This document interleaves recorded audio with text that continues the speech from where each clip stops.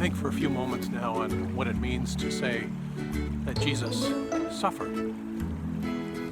There are those who have read this and said, well, any moment of Jesus' earthly life had to be suffering because after all he was really God, and so to become one of us was just suffering. It was just terrible to be human, and I suppose existentialists would want to make a thing out of that and say, yeah, all human life is suffering, but I want to be a little more specific than that when we think about Jesus and his suffering. Three little aspects to think about. First, we note that Jesus' suffering is intentional.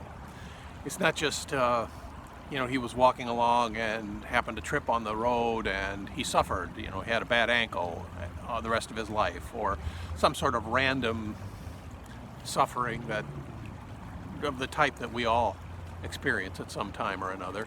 No, his experience or his suffering was intentional. It was on purpose. It was chosen.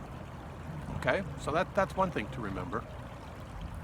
A second thing to remember is that this chosen suffering was not a kind of sick form of martyrdom, where people get themselves into situations where they suffer and then it's like, oh, poor me, oh, this is terrible, why don't everybody look at me and see how bad I have it. Now, not that.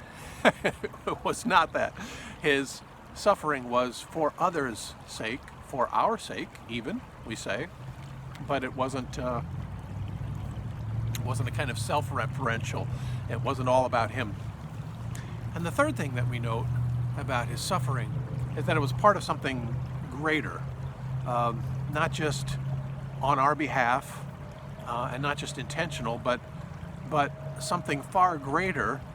We think of the big story. We think of the story that begins all the way with Adam, that in a sense reaches its first peak in the deliverance at the Red Sea, and we note that Jesus' suffering, especially his passion and dying, were for us intentional and for us to bring about God's larger scheme of salvation, of making a way for all of us to live fully in God's presence and in eternity.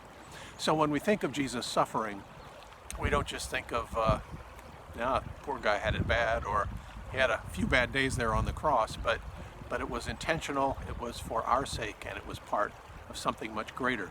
Think about that when you think about your own suffering sometimes. Is this intentional? Is this for someone else? And is God somehow able to use what I am going, this suffering or this sacrifice that I am making? Jesus suffered.